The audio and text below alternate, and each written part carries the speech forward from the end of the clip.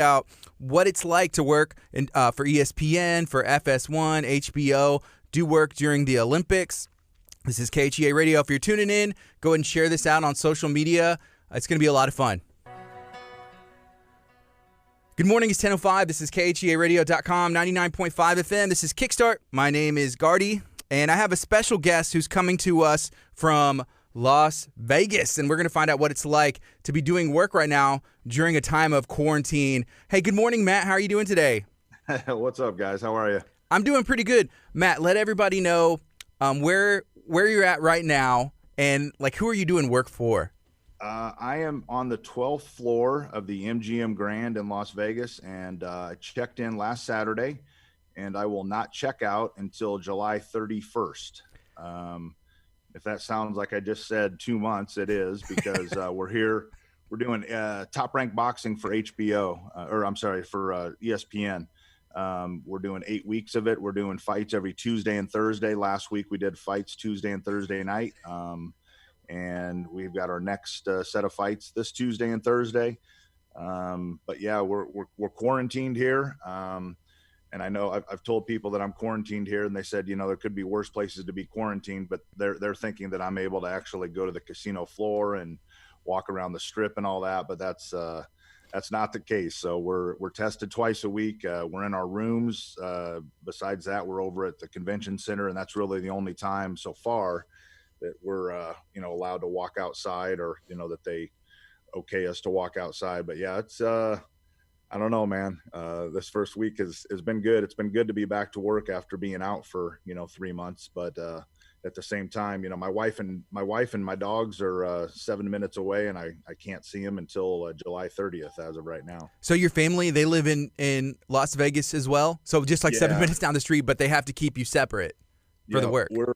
And again, who knows? I mean, everything's so fluid. Maybe things will open up a little bit, but as of right now, with the Disney company and ESPN and stuff, man, they're playing it pretty close to the vest. So I don't know that they're going to open it up for us. They've told us we're going to get access to a fitness center this week. That'll just be for us. They've told us on the weekend, starting next weekend, that we'll have access to an outdoor area with a pool. Not that I should be taking my shirt off or anything, but yeah. But just even to be outside, like you don't realize what you miss until you can't really do it. I mean, now granted, we do walk through the casino to go to the corner of the hotel to walk over and stuff. So I mean, we're seeing people and stuff, but we're all masked up. We got our ESPN issued masks. So they tested a whole bunch of different ones, they said, and these are the ones they decided on. And did they at least let you pick the color? Did they have different color options? That's it, man. I thought they might be branded with ESPN or something like that, but these are them, man. They give us 3 of them. I got 2 more hanging in my bathroom after you wash them every night. And but yeah, it's a weird thing to be a part of, but it's also a cool thing to be a part of, because what happens out here and what we're able to do with these fights is going to go a long way towards determining, what happens with, sports going forward, especially on the ESPN platform, and how they do events and all those things. I mean, you're hearing all the NBA guys balking at being quarantined. I mean, the boxers are quarantined here too. They're on the same floor as us. They've got a little different rules. The Top Rank folks have a little different rules than us, with being with ESPN, but yeah, man, we're all here, and we're just trying to make live television. What is testing like? You said you get tested 2 times a week for COVID-19. I've heard a lot of different things about it. What does that process look like? Well, I'm not going to lie, man. When they first started talking about this, and we had our first, group Zoom call that was like 55, 60 people on it, the thought at that time was that we were going to have to be nasal swabbed every, twice a week. And there were a bunch of people that weren't super excited about that, and I was one of them. My wife's a nurse, so I've heard, she's like, yeah, it's not going to be fun. But we do a throat swab, so it's still kind of weird. You gotta stick out your tongue and open your mouth wide, and they put a swab in the touch the back of your throat they leave it in there for 4 or 5 seconds, and the first time I did it, I'm like, oh, no nasal swab, just a throat swab, and I almost threw up on the guy. So yeah. Man, yeah, but I've heard a lot of different things about that, about the nasal swab and the throat swab and all that, but I feel like that's the best option, the throat one. Yeah, yeah. I mean, I can handle so far what's happened, but I was not excited about doing and there were a bunch of us not super thrilled about doing a nasal swab. Yeah. So let's talk about you. You know, when did you get into broadcast? Did you go to school for it? And what is it that drew you towards that industry? I mean, I grew up playing sports. I played basketball and ran track in high school. I knew from an early age, I probably would say, I'd say I knew from probably 12 or 13 or, super early on that I wanted to be a sports anchor. That was my, people had asked what I want to do. And I said, I'm going to be a sports anchor. Not even sure really. I can't specifically point to anything, that I can recall that really just set me in that direction. But, when I played college basketball for 2 years at a Division II school in Nebraska, Wayne State. And, after I did that, while I was in school, I was studying broadcasting. So, yeah, man, it's just been what I went into. I was at TV affiliates for 12 years. I was in college. My last 3 years of college, I was at the CBS in Omaha. I was a paid intern. I was able to be on the air there. The station wasn't super high in the ratings and stuff. I mean, I was able to do things there that I wouldn't have been able to do at other stations. It was a great experience, great people. And then when I graduated, I went to the ABC affiliate in town and was their number 3 guy and their executive sports producer. Then I went to Des Moines for 3 years, did weekend sports, and then came back to Lincoln, Nebraska, where I was the sports director at the ABC affiliate in Lincoln for 4 years. And then got myself fired in 03, expressed my displeasure at things a couple times, too many. And it is what it is. Then I got hip to the freelance side. And once I realized what my checks were for doing the freelance side, I was like, crap, man, I should have gotten fired a long time ago. So I probably could have made that happen. Yeah. But man, it's been good, man. I have no, I love being at affiliates and anchoring sports, but I've since 2003, 2004, it's been a crazy ride. If somebody would have told me 20 years ago, you're going to spend a month of your life in Doha in Qatar doing the Arab Games, you're going to spend 5 weeks in Sochi doing the Winter Olympics, you're going to spend a month in Rio doing the Olympics, you're going to spend a month in Pyeongchang, South Korea doing the Olympics. If they would have told me that 20 years ago, I'd have thought they were crazy. But has that been the highlight so far of your career, being able to do the Olympic Games? To say, the first thing was the company that I do them for. They asked me to do the Arab Games in 2003 in Qatar. And that really opened my eyes to, because before that, I never had a huge desire to just travel the world and just, see everything. Not, I like to travel, but I don't know. I went and did the Arab Games, and I realized you really have to see things for yourself. You gotta go seeing people and the way things are. And it was an amazing experience. So that first one was really, I mean, the people there were so nice. I mean, you would never have known you were in the Middle East. And actually we were there during their Independence Day. One of the days we were there. I mean, it was, and then, the Olympics have been very cool, but, I tell people, once you're in the country you're going to, and you're excited about traveling there, and you get there, you have a couple of days to get settled in. And then, curling, I've done curling the last 2 Winter Olympics. We have 18 days of competition. That's the most in the Olympics. So, I mean, and me and another director, we split those days because there's, it's from morning till night where there's competition. So, we're sharing accommodations in Pyeongchang, and in Sochi I had my own room. But once you're there, man, it's cool that you're there, and you're walking to work and different things like that for 2 of the 3 places I was. But then you're in an arena for 15 hours, so you're in another country. It's not like you're out sightseeing and stuff, and you get a little downtime and you walk around. In Sochi it was great because I walked around a lot. Rio, I didn't walk around a ton. Pyeongchang, we actually had to shuttle between our hotel and the facility. So there was one day I got to walk down on the beach and stuff. So, it's cool to say you do them, but you're really there to work. And, so they've been great experiences, man. I've had a lot of them over the years. I mean, this one, I mean, I don't know. I'm going to be able to, say that I was part of, helping bring live, sports back to ESPN. So it's, it's just everything that happens, it's just, it's been good. So. Yeah, so far this year, things have changed dramatically. All across the world, the country, sports put on a pause. Right. I'm a fan of watching UFC and MMA, and so Yeah. that was like Yeah. the first sport that came back, and ESPN Yeah. was the platform that they have partnered Right. with to do that. So it's been a nice relief. Working and producing content. Are you ever still able to watch sports, or have you watched any of those UFC fights? Yeah, no, absolutely. And I'll be honest with you. I don't, are you familiar with Jake Ellenberger that used to fight in the UFC? I'm Um, not. I'm gonna write his name down. I'm gonna check him out. yeah. So Jake graduated from the same high school that I did back in Omaha, Millard South. He's a good friend of mine, but him and his twin brother, Joe Ellenberger, Jake had 22 fights in the UFC.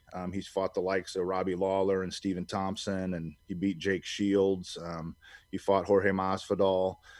So he's fought some of the top guys, but yeah, I've been a huge MMA fan since probably, well, actually Forrest Griffin and Stephan Bonner. That's what hooked me on the UFC. And I've gotten to actually I've worked 5 UFC fights back when I was in the Midwest. I haven't worked any out here yet. I got called to work one last year when I got out here, and I had to turn it down because I was already booked on something. So that was kind of a bummer to turn that down, but yeah, I'm a huge UFC fan. A lot of the production people that I work with out here in Las Vegas, they work on those shows. So, you're, in addition to watching the fights, you're also watching your colleagues and your friends that are working. And and maybe what it's like, doing what we do. It's weird for me to just be a fan to actually go sit in the seats or whatever, because you're watching the camera operators, and you're watching the production, and you're watching the walkout, and you're watching all these different things that the average Joe Blow fan's probably not even paying attention to or has any idea that's going on. So, but Yeah. yeah, man, I'm a huge MMA fan. We actually, should have sent you a picture, but we had a we had a fight night on Saturday. They let us they put the fights up on the big screen in the arena and let us come in there, but we had to sit 6 feet apart, and we had to wear our masks, and it's crazy, man.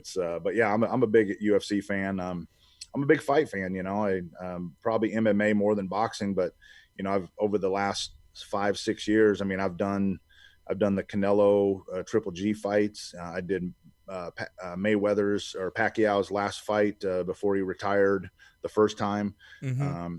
I've gotten to do some and be around some great things. I did 4 years of HBO boxing, where I did about 40 fights for them over those 4 years.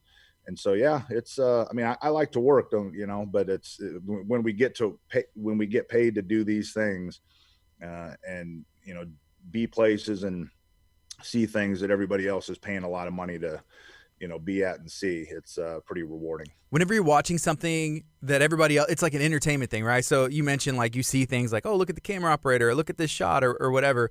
Do you find yourself critiquing or saying like, oh, that's a good idea, or they could have done that better? Yeah. And how do you deal with that?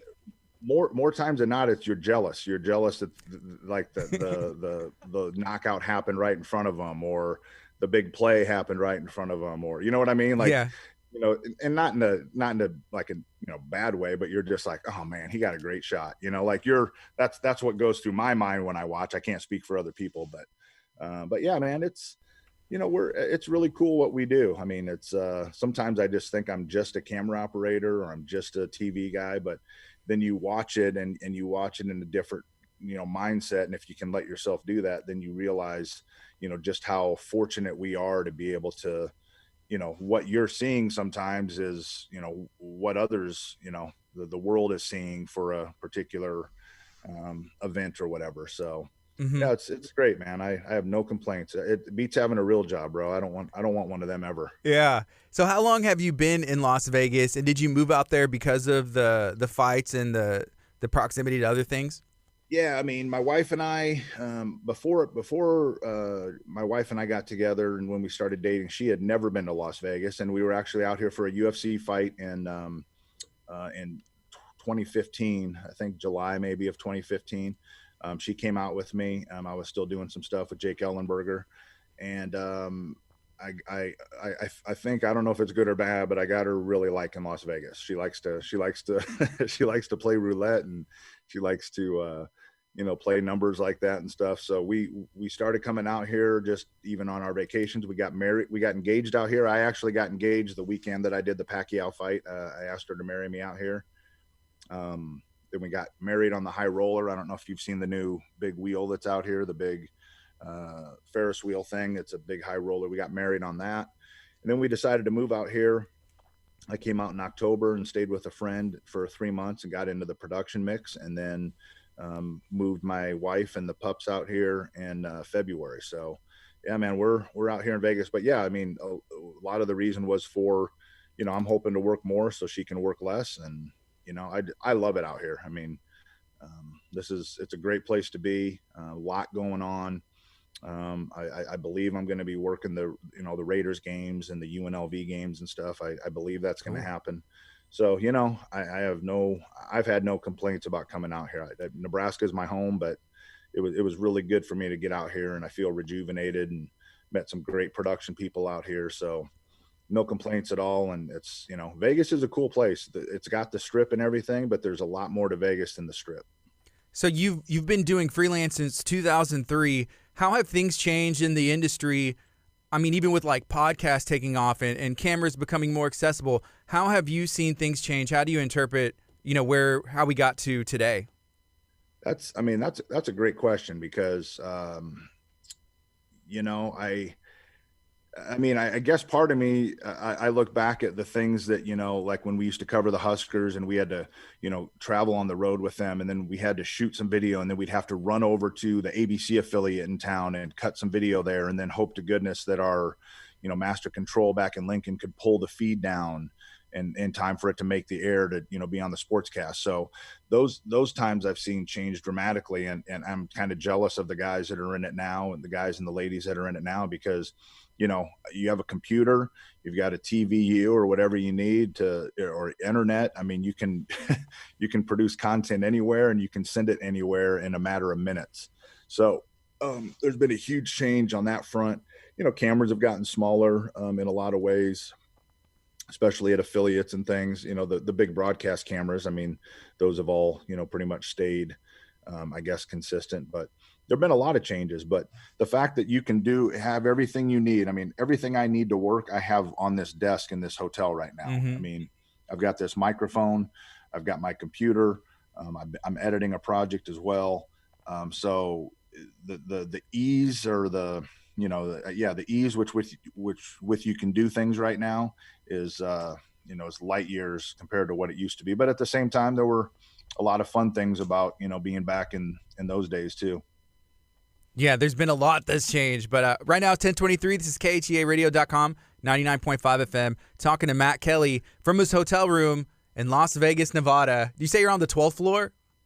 Yeah, we were affectionately calling this our cell block 12. So quarantine. I don't know if that's politically correct or not, but yeah, it's crazy, man. I'm actually looking right out my window right now. I'm looking east down Tropicana.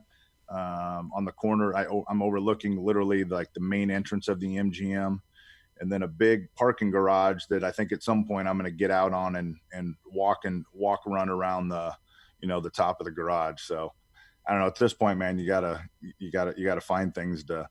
They did say we're going to have a fitness center open here to us hopefully this week. So we got 7 more weeks of this, bro. I'm not going to lie. I'm trying to figure out what I need to make it count, whatever I'm going to do here. Yeah, there's going to be some time. That's crazy, but I'm excited for more live sports to be coming back and for some more sense of normalcy, even if it's, and thank you for making your sacrifice so that way live sports can come back. I feel super fortunate, to be part of this crew. The people that they asked to come here, they wanted them to all be within driving distance. I think you have to be within a 10-hour drive. They didn't fly anybody in. So a lot of people have come up from, Tucson and Phoenix, from LA, from places out here out in the West. So, but yeah, man, it's been cool. I mean, we got a really cool crew. It's fun. We're all in this, we're all in the same situation. So, we're all dealing with this stuff for the first time, and just, I guess we're writing new pages of, how this stuff's going to go. Exactly. Hey, Matt, thank you for joining today. Is there anything else you'd like to share?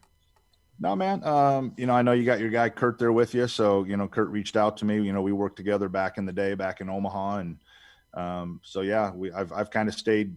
I mean, I have a love-hate relationship with the social media, with the Facebook. There's a lot of junk on it, but it's fun to be able to see where your friends and former colleagues are at and things like that. So I appreciate Kurt reaching out, and it's nice talking to you. I've seen the stuff that you guys are doing and watched the content you guys are producing from afar. So yeah, man, anytime you guys want to talk or whatever, let me know. Will do. Hey, thank you so much for taking the time this morning.